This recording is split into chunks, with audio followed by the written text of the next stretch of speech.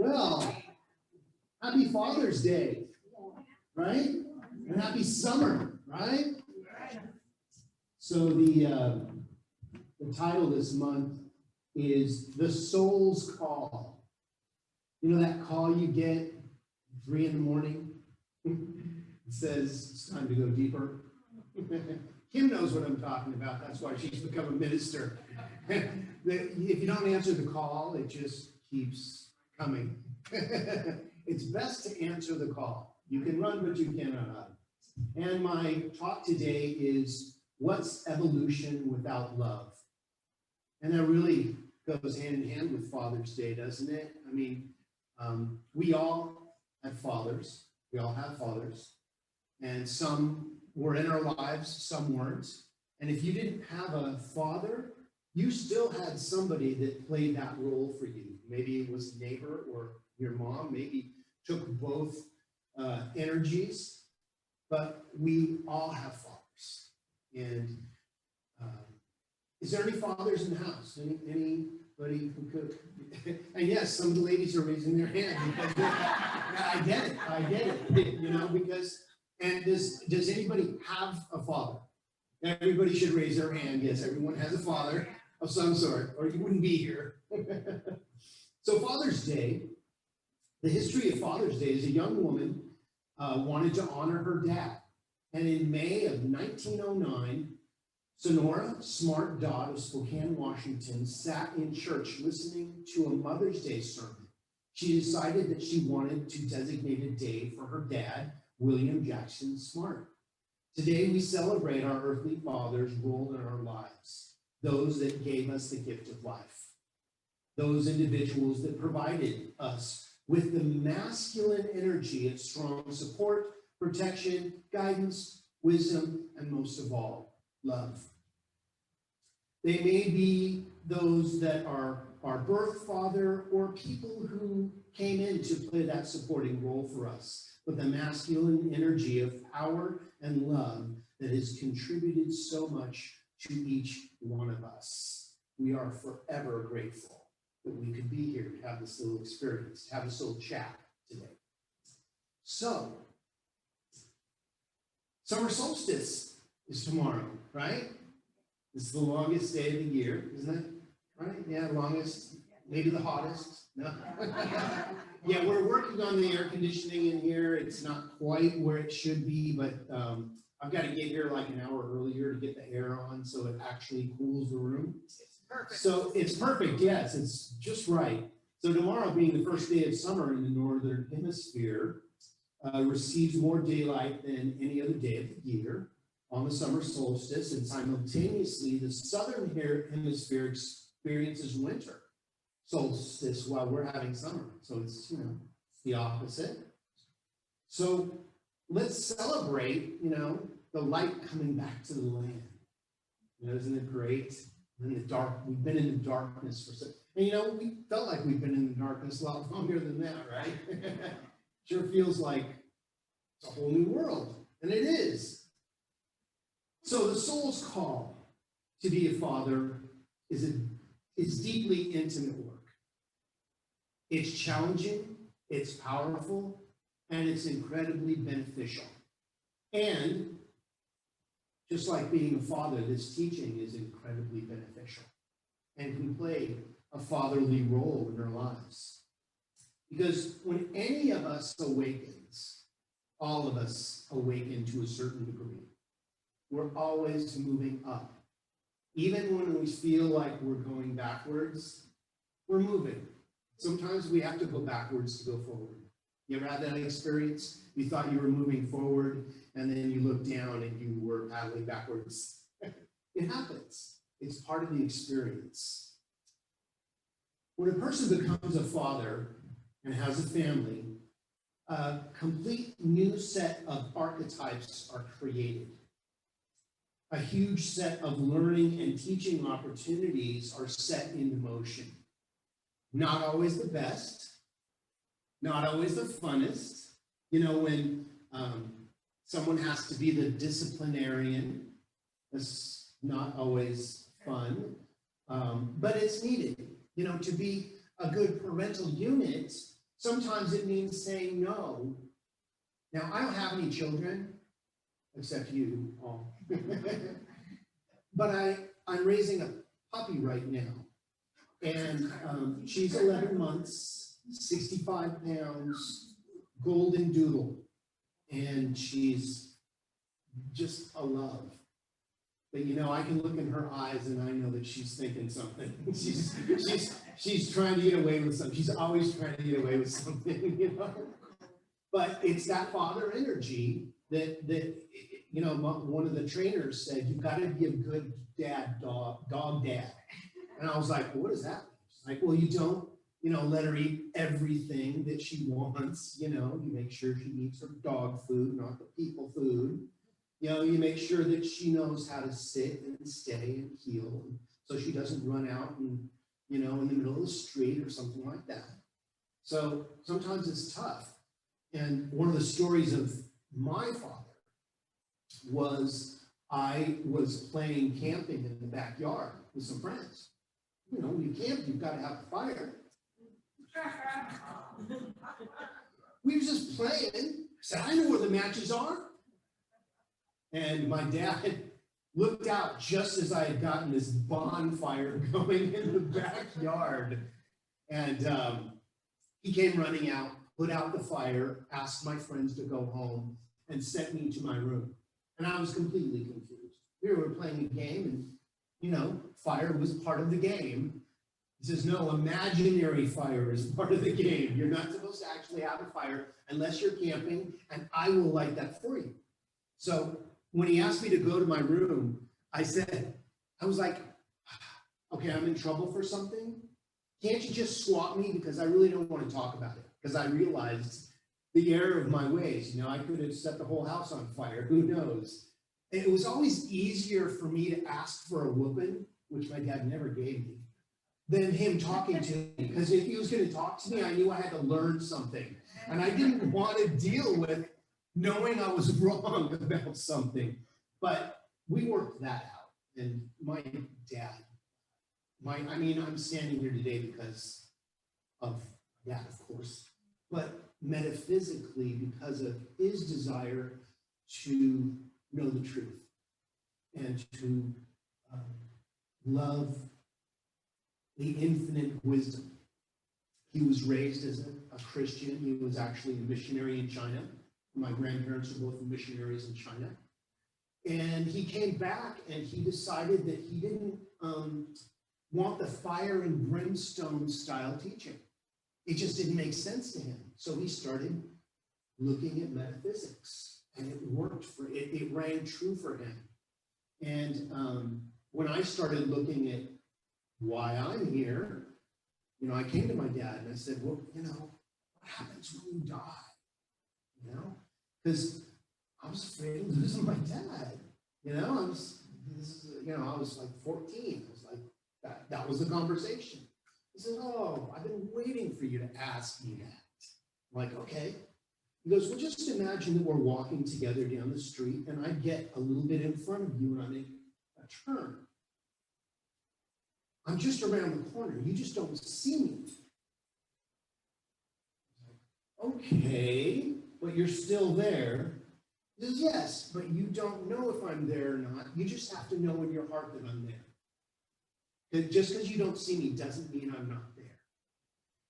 I was like, wow, that's cool. And then he said, imagine that you have a pot of water and it's on the stove and it's boiling. And you let it boil until there's nothing left in the pot. It boils away. What happened to the water? I said, well, it's gone. I said, no, it's not. Look at the edges of the window. There might be a little bit of vapor still left. It has changed form. It is now in a different form, but it's still there. Nothing ever goes away. It just changes form. So I started to, this is some heavy metaphysics for a 15-year-old, right? I'm like, okay, yeah, that's enough metaphysics for today. But it started that call in me to do some investigating. So there's only one infinite reality, and we can call it many names. And that's your business, what you call it. You can call it Christ consciousness. Jesus the Christ, source energy, great spirit, fill in the blank. We can agree that there is a power and that we are part of it. We're united with it. We can't be separated from it. No matter what we try to do, you can run, but you cannot hide, right? You can run, but you cannot hide. The call will find you. The energy will find you. It can be seen as representing the divine masculine energy. This one infinite reality is undivided, complete, and whole within itself. This oneness creates everything out of itself, just like a father does. Therefore, it includes both the absolute and the relative, the tangible and intangible, the physical and the metaphysical aspects of reality. It includes everything it is. So freedom is our birthright. It's the birthright of every individual. No matter what your political party, no matter what your skin tone, no matter what your gender is, or in between gender, or whatever you want to call it, it's your business. We are all created people. We are all part of the oneness. It can not be any other way. If you take a slice of apple pie out of the pie, it is still apple pie. So I want to talk a little bit about fatherly love. Now, I was blessed in that I had an awesome experience with my father. And I didn't know that not everybody did. But some of us had some challenges. That's just part of our experience. I was gifted with a father that really prepared me for being an adult. You know, he tried to teach me how to fix stuff. He tried to teach me how to deal with people in my life, mostly my mom. He said, Steve, you got to not talk so much. And you and your mom yelling at each other is not really talking. He said, Steve, just listen to her. And you both will be much happier, and so will I. Took me a little while to get that, but I did get it. But love, fatherly love, is the self-givingness of the universal spirit of wholeness through its desire to express itself in terms of creation, just like the love from our father figures. So I'm going to take you on some deep metaphysical stuff about family. And I heard this when I was in the Glendale church. That's where I started, Glendale, California. Helen Street, who is just a wonderful minister. What she said is, our children are an outpicturing of where our parents were in consciousness at the time of conception. Say that again. You are an outpicturing of where your parents were in consciousness during the time of conception. And boom, here we are. That's the metaphysical interpretation of being a child and your parents. Isn't that interesting?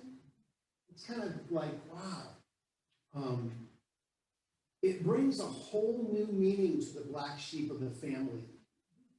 You know, because if you were a rebel, it's possible that your parents couldn't be. So they had you so that they could express in a way that they could never do it. Or the opposite. Maybe your parents were rebels and you were like the calm person in the family. Maybe you were the peacemaker, right? So think about where you are, why you are the way you are, and why your parents are the way they are. That you are exactly the perfect outpicturing in consciousness of their experience. Isn't it interesting to think about? It's like, wow, you start thinking about your parents and where they were and what they were thinking. And so if your mother or father was unable to express in a certain way, it's possible that you picked up that energy and that you're running with it. Now, this isn't always the exact case. You may go, that has nothing to do with my life. That is not my parents. But there's something there. The infinite is expressing as only you can. You are unique and perfect, whole, and complete in your own way. You know, we used to think that kids with autism had a challenge. Now we're finding that they just have different tools. They have different energies, different ways of expressing. You know, it's not that somebody has a challenge, is that they have a different way of expressing themselves. And when we can see that, there's no good or bad, they're just different. And we're all different anyway, so who's to say that they're not the genius? I mean, we have something to learn, right? Love is the impulse of spiritual energy, and the law is the way through which creation is manifested. Again, love is the impulse of spiritual energy, and the law is the way through which the creation is manifest. So here we are. We all have lives. We all have routines. We all have ways of doing things. So how do we change our life? Well, we have to change the way we do things. So spirit is changeless reality. Spirit is the same yesterday, today, and tomorrow. It loved each one of us so much that it created this thing called life to outpicture itself in, and here you are. How's your life going, Spirit? Have you ever seen Spirit? Yes, you have. Look at your own hands. You are spiritual energy being made manifest. So, Spirit's nature is light. And therefore, each one of us is infused as the light in form. Each one of us is a light. And we are each other's demonstration. You know, we pray and we want the infinite to intervene in our world, don't we? You know, we want something to be changed or be different. And we think it's going to come in a lightning bolt or some, you know, pow. And usually it comes through someone we know, or someone contacts us, or someone does something that lets us know that we're loved. That's how fatherly love works. It's always open and receptive, willing to share its knowledge, sometimes overly sharing, but that's how we are here. Although we come from the one creator, often we as human beings have a spiritual experience, and we seem to forget that there's just one thing going on. Spirit expressing itself as itself. When deep calls unto deep, deep answers. And here you are. We find ourselves in the midst of this thing called life. And what's going on? What are you a father to? What are your father instincts? We all have both yin, yang, divine, feminine, masculine qualities. And we use them at different times in different situations. So what's calling you right now to be the masculine energy in your life? Now, you don't have to answer that. I'm just saying, we all are being called. What's your answer? Call me later. Don't call me back. So, in conclusion, if spirit is the same yesterday, today, and tomorrow, it is this one changeless reality that is always changing its form. You weren't the same person yesterday. You won't be the same person tomorrow. Every day we shift, we change. We have more cells, less cells. We have more knowledge or less knowledge. But we are always changing. The spirit never changes. It's always on and manifesting. That's what it does. So, Spirit is the love and the light that created all of us to express its joy of life. Each of us is free to express ourselves in whatever way we see fit. Let us work with one another to celebrate our oneness and our interconnectedness. So it is. Amen.